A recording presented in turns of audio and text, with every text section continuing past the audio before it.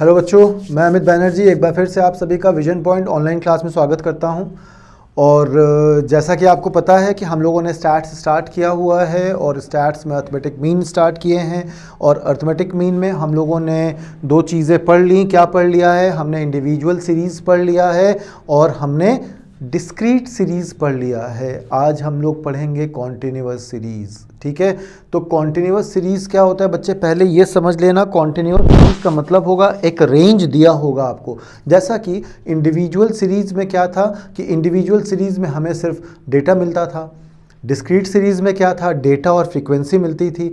Continuous series में क्या है? कॉन्टिन्यूअस सीरीज़ में एक रेंज दिया होगा। रेंज मतलब 0 से 20 मार्क्स पाने वाले 10 बच्चे, 20 से 40 मार्क्स पाने वाले 5 बच्चे, 40 से 60 मार्क्स पाने वाले 8 बच्चे, 60 से 80 मार्क्स पाने वाले 6 बच्चे, 80 से 100 मार्क्स पाने वाले 2 बच्चे। अब मान लो ये एक रेंज दी हुई है, उस रेंज के अंदर आपको फ्रीक्वेंसी दी हुई है। और अगर रेंज और फ्रीक्वेंसी दी होती है तो उसे हम लोग कहते हैं कॉन्टिन्यूअस सीरीज़। क्या कहते हैं?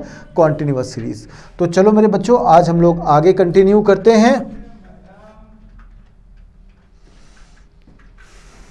इसमें भी 3 मेथड मिलेंगे।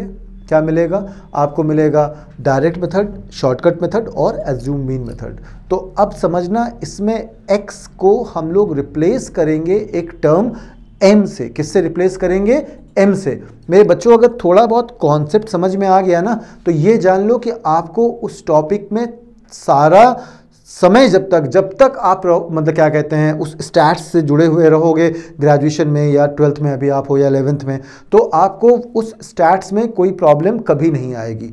या किसी भी सब्जेक्ट में, किसी भी न्यूमेरिकल सब्जेक्ट में मेरा मानना होता है कि आपने अगर कॉन्सेप्ट समझ लिया तो मेरे बच्चों लर्न करना, मैं वैसे ही अगेंस्ट हूँ लर्न करने के। मैंने हमेशा आपसे कहा हुआ है, मेरे जितने भी लेक्चर्स आप देखे हो या देखोगे, मैं हमेशा कहता हूँ बेटा लर्न करना अच्छी बात है, अच्छी बात है। मतलब किसी की कैपेसिटी है लर्न करने की, कर लो। अदरवाइज मेरी कैपेसिटी लर्न करने की नहीं है। तो भैया मुझे क्या आता है समझ में? मुझे आता है कि कॉन्सेप्ट समझो और उसके बाद आप जो है क्या कहते हैं सॉल्व कर दो। तो कॉन्सेप्ट समझो। क्या है कॉन्सेप्ट? कॉन्सेप्ट ये है कि अभी जब आप क्या कहते हैं उसको डिस्क्रीट सीरीज में सॉल्व करते थे तो फॉर्मूला होता था, क्या होता था? फॉर्मूला होता था sigma F x upon sigma f. क्या होता था? Sigma F x upon sigma F. X data दिया रहता था, पर मैंने क्या बोला, यहाँ पे डेटा नहीं मिलेगा, क्या मिलेगा? रेंज मिलेगा। तो रेंज मिलेगा तो मतलब क्या हुआ? जैसे 0 to 10, 10 to 20 ऐसे करके आपको क्या मिला? रेंज मिला। तो ये x जो शब्द है ये रिप्लेस हो जाएगा m से। याद रखना मेरे बच्चों, जहां पे भी x शब्द आता है वो रिप्लेस हो जाएगा m से। और m क्या है? m है मिड वैल्यू या मिड पॉइंट। m क्या है? m है मिड वैल्यू या मिड पॉइंट। क्या? Lower limit plus upper limit upon 2। क्या है? Lower limit plus upper limit upon 2। For example, जैसे मान लो ये है एक रेंज 0 to 10, 10 to 20, 20 30, 30 40। ये क्या है? ये एक रेंज है। Lower limit 0, upper limit 10 upon 2 कितना हो जाएगा? 5 हो जाएगा। Lower limit 10, upper limit 20 upon 2 कितना हो जाएगा? 15 हो जाएगा। Lower limit 20, upper limit 30 upon 2 25 हो जाएगा। Lower limit 30, upper limit 40 upon 2 35 हो जाएगा। ठीक है ना? तो ये जो आया ये आपका क्या है? m है। ये क्या है? m है।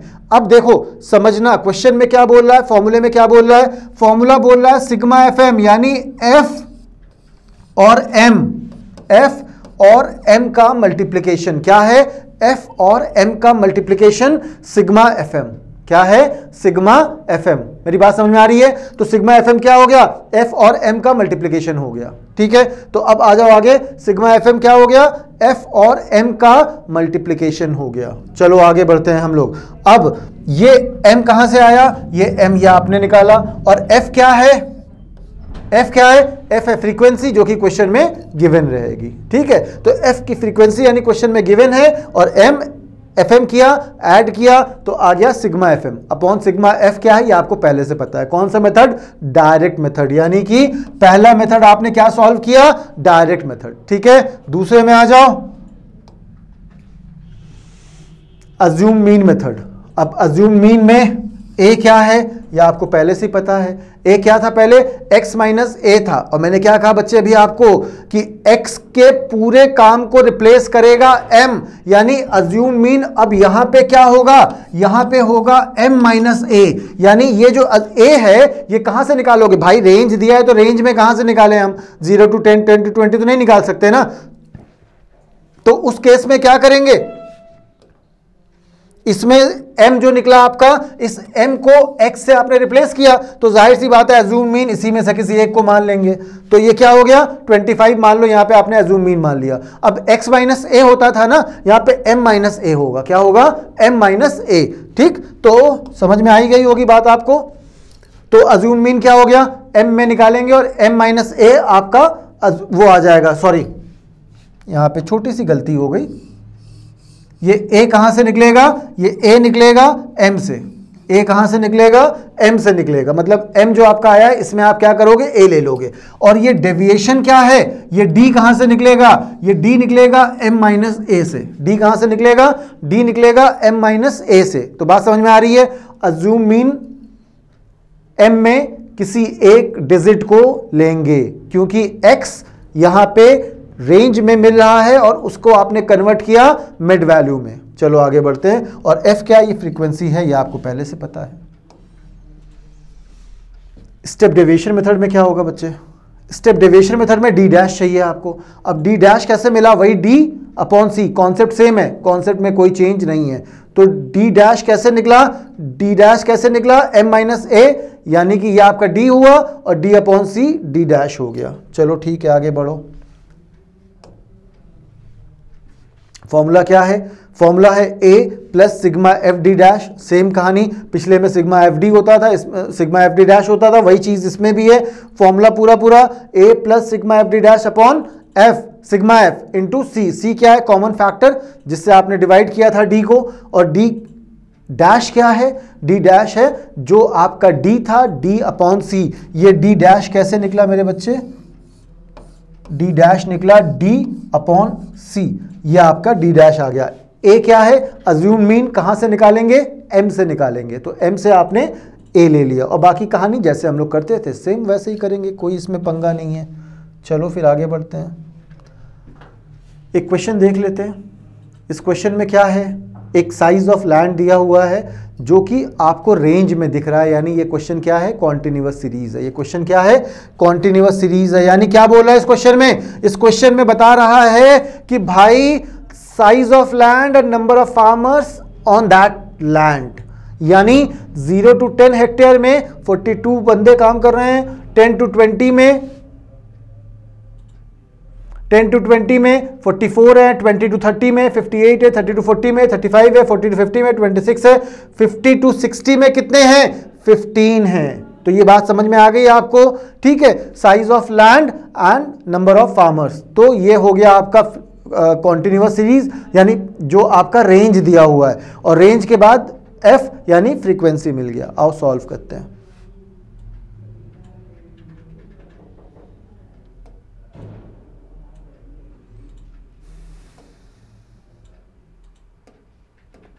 इसे हम लोग को दो मेथड से सॉल्व करना है। एक मेथड मैं आप लोग के लिए छोड़ देता हूं, डायरेक्ट मेथड और स्टेप डेविएशन मेथड। चलो क्या चाहिए? सबसे पहले m हमें चाहिए, क्वेश्चन में गिवन है। क्या गिवन है? क्वेश्चन में लैंड साइज गिवन है और क्वेश्चन में फ्रीक्वेंसी गिवन है। ठीक है, ये दो चीज़ें आपको क्वेश्चन में पहले से मिल गई। चलो ठीक है, क्वेश्चन में मिल गई, उसके बाद आपने क्या किया? फ्रीक्वेंसी को उठा के ऐड कर लिया तो सिग्मा एफ आ गया। क्या आ गया? सिग्मा एफ आ गया। इसके बाद मिड पॉइंट्स क्या आ गए? अब एम हमें कैलकुलेट करना है। कैसे कैलकुलेट करना है? इन दोनों को यानी लोअर लिमिट और अपर लिमिट ऐड करके 2 से डिवाइड कर देना है। तो 0 to 10 यानी 10 divided by 2 5, 10 and 20 30 divided by 2 15, 20 30 25, 30 40 35, 40 50 add किया 90 अपॉन 2 45, 50 और 60 110 और ऐड डिवाइड किया 2 से तो आ गया 55। अब क्या करना है, अब हमें डायरेक्ट मेथड में सॉल्व करना है। तो डायरेक्ट मेथड का फॉर्मूला क्या होता है मेरे लाल, sigma F M upon sigma f. क्या होता है, sigma F M upon sigma f. तो एफ एम कैलकुलेट करना है, यानी सिग्मा एफ एम चाहिए तो भैया एफ और एम को पहले मल्टीप्लाई करो। तो एफ हो गया ये, एम हो गया ये, 42 इंटू 5 220, 44 इंटू 15 ये क्या है 660, 58 इंटू 25 1450, 35 इंटू 35 1225, 26 इंटू 45 1170, 15 इंटू 55 1825। ठीक है, एक बार कैलकुलेट आप खुद से भी करेंगे और कैलकुलेशन की प्रैक्टिस आपकी स्ट्रांग होनी चाहिए। ठीक, तो ये आपको क्या मिल गया, एफ एम मिल गया। ये क्या मिल गया आपको मेरे बच्चे, एफ एम मिल गया। अब sigma F M upon sigma F कर दोगे तो अर्थमेटिक मीन आ जाएगा डायरेक्ट मेथड में। इसके बाद क्या करना है, स्टेप डेविएशन में। तो स्टेप डेविएशन में क्या है, डी डैश। तो डी डैश कहां से निकला, एम में किसी एक डिजिट को क्या ले लेंगे, ए ले लेंगे। ए ले लिया हमने, तो m माइनस ए अपॉन कॉमन फैक्टर। तो m माइनस ए कर दोगे अपॉन 10 कर देंगे, 10 क्या हो गया, कॉमन फैक्टर हो गया। देखो सॉरी, एक छोटी सी गलती बार बार हो रही है, जल्दी का काम गड़बड़ का होता है हमेशा। ठीक है, यहां पे क्या किया, ए ले लिया आपने। तो अब 5 अपॉन 35, अगर 2 मिनट के लिए मैंने यहाँ पे डी का कॉलम नहीं बनाया, मान लो अगर डी का कॉलम होगा तो 5 अपॉन 35 कितना हो जाएगा, -30। कितना हो जाएगा, -30। फिर 15 अपॉन 35 -20, फिर 25 अपॉन 35 -10, 35 अपॉन 35 0 +10 और फिर +20। ये हो गया आपका डी। चूंकि ये आपका कैलकुलेशन मैंने कहा धीरे धीरे प्रैक्टिस में आएगा तो अपने आप सुधर जाती है। तो अब इसमें से हमने क्या किया, ये मेरा मान लो डी आया, पर हमें निकालना क्या है, डी डैश निकालना है। तो डी डैश कैसे निकलेगा, इसमें कॉमन फैक्टर ले लो। कॉमन फैक्टर क्या लिया आपने, 10 लिया। कॉमन फैक्टर क्या लिया आपने, 10 लिया। अब 10 को डिवाइड करेंगे तो क्या हो, किसको, डी को 10 से यानी कॉमन फैक्टर से डिवाइड करेंगे तो डी डैश आ गया। क्या आया, -3 -2 -1 0 +1 +2। ठीक है, तो ये मेरा क्या हो गया, डी डैश हो गया। इसके बाद क्या करेंगे, एफ और डी डैश का मल्टीप्लीकेशन। तो एफ कितना है, 42 इंटू 3, तो 42 into 3 126, 44 into 2 88, 58 into 1 58, 35 into 0 0, 26 into 1 26, 15 into 2 30। ये क्या है, सिग्मा एफ डी डैश। तो अब आ जाओ हम लोग सॉल्व करते हैं। समझ में आ गया। स्टेप डेविएशन में क्या होगा, स्टेप डेविएशन में पहले आपने लिया ए क्या है, ए है 35। ए क्या है, ए है 35 plus sigma F D dash -216 upon sigma f 220 into c. आपने कॉमन फैक्टर डिवाइड किया तो कितना आ गया, 25.2 हेक्टेयर्स। कितना आ गया, 25.2। दोनों में आंसर क्या आएगा, सेम आएगा। तीनों में आंसर सेम आएगा। शॉर्टकट मेथड से भी लगाओगे तब भी आंसर सेम आएगा। तो मुझे लगता है कि आपको ये दोनों चीजें समझ में आ चुकी होगी। तो चलो फिर आगे बढ़ते हैं। फिलहाल हम लोग नेक्स्ट टॉपिक की तरफ आगे बढ़े। बच्चों एक बार फिर से समझना कि आपको करना क्या है। आपको करना यह है कि एक बार इन सारी चीज़ों को कायदे से फिर से प्रैक्टिस करना। याद रखना, मैं बार बार कह रहा हूं कि मज़ा तब तक नहीं आएगा जब तक कि आप खुद से प्रैक्टिस नहीं करेंगे। तो क्वेश्चंस निकालो, अपनी रेफरेंस बुक उठाओ या कोई भी किताब उठाओ और आप क्या करो, प्रैक्टिस स्टार्ट करो। जहां पे समझ में नहीं आएगा, अटकोगे, हमें मैसेज में सेंड करो कि सर हमें ये समझ में नहीं आया, ये क्वेश्चन नहीं लगा, बताइए दोबारा से कैसे बताएं। तो या तो फिर दोबारा आप वीडियो देखोगे, नहीं समझ में आएगा फिर भी तो क्वेश्चन सेंड करोगे, हम आपको दोबारा से उसकी जो है सॉल्यूशन देंगे कि बेटा कैसे इसको सॉल्व करना है। तो चलो फिलहाल ये हो गया। अब नेक्स्ट आ जाओ हम लोग, अर्थमेटिक मीन हम लोगों ने लगा लिया। अर्थमेटिक मीन हम लोगों ने इंडिविजुअल सीरीज में लगा लिया, डिस्क्रीट सीरीज में लगा लिया, कॉन्टिन्यूअस सीरीज में लगा लिया। अब बारी आपकी, आप क्या करो, उसको क्वेश्चंस को प्रैक्टिस करो। चलो दोबारा से वापस आते हैं टॉपिक में। और समय बर्बाद ना करते हुए नेक्स्ट टॉपिक हम लोग स्टार्ट करते हैं, कंबाइंड अर्थमेटिक मीन। क्या स्टार्ट करते हैं? Combined arithmetic mean. मेरे बच्चों समझना अब क्या है कंबाइंड अर्थमेटिक मीन, कैसे सॉल्व करोगे पहले ये देख लो।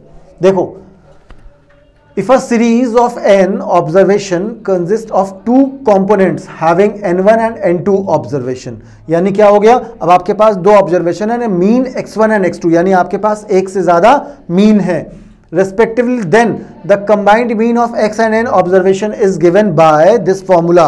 कैसे कैलकुलेट करेंगे? n1 एंड x1, ये क्या है?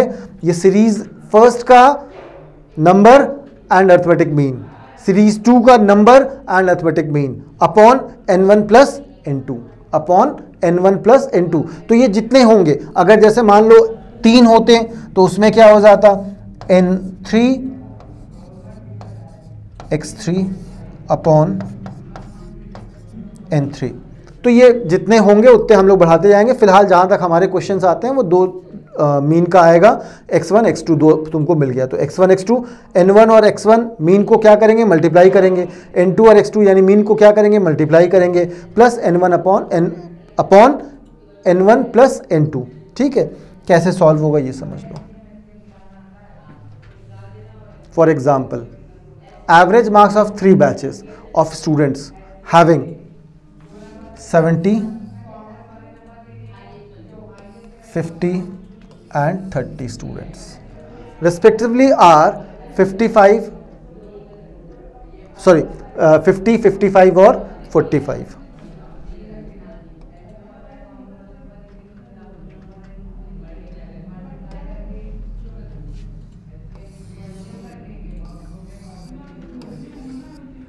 ये हो गया n1, ये हो गया n2, ये हो गया n3, ये हो गया x बार 1, x बार 2 और x3। तो मैंने क्या बोला बेटा आपको अभी? मैंने कहा n1 x1 मल्टीप्लाई कर दो, n मल्टीप्लाई करके plus n2 multiplied by 55 plus n3 x3 upon n1 plus n2 plus n3। ठीक है, कैसे सॉल्व करेंगे कंबाइंड अर्थमेटिक मीन ये समझना। और कंबाइंड अर्थमेटिक मीन समझने से पहले एक बात मैं आपको बता दूं कि आपके क्वेश्चंस में ये क्वेश्चन कंबाइंड अर्थमेटिक मीन का पूछा जाता है, और मैं कुछ प्रैक्टिस क्वेश्चंस इस टॉपिक पे आपको दूंगा। आप उन्हें जितनी जल्दी और जितना ज़्यादा लगा सको उतना अच्छा होगा। चलो, ये क्वेश्चन आपके टॉपिक के लिए बहुत इंपॉर्टेंट है। ये जान लो, 3 चीज़ें, 2-3 माने एक से ज़्यादा आपको मीन मिला और डेटा मिला, और उसको क्या करेंगे? जब हम उसका कंबाइंड अर्थमेटिक मीन कैलकुलेट करेंगे, फॉर्मूला आपको अभी हमने समझाया था कैसे करेंगे इस डेटा का। आओ देखते हैं क्या दिया हुआ है। Average marks of 50, average marks of 150, 55 and 45। ठीक है, ये हो गया तुम्हारा एवरेज मार्क्स, यानी x1, x2 और x3। उसके बाद n1, n2 और n3, यानी नंबर ऑफ स्टूडेंट कितने थे? 50 मार्क्स पाने वाले 70 स्टूडेंट्स हैं, 55 मार्क्स पाने वाले 50 स्टूडेंट हैं, 45 मार्क्स पाने वाले 30 स्टूडेंट हैं। ठीक है, तो ये कहानी आपको समझ में आ गई। फॉर्मूले में रख दो, कुछ नहीं है, n1 multiplied by x1, n1 x1। तो n1 देखो यहां पे मल्टीप्लाइड बाई x1। ठीक है, फिर n2 प्लस, ये साइन प्लस का लगाया, plus n2 multiplied by x2, n2 multiplied by x2, फिर n3 मल्टीप्लाइड बाई x3, तो n3 multiplied by x3 upon n1 plus n2 plus n3, तो n1 plus n2 plus n3। तो अब आप क्या करोगे?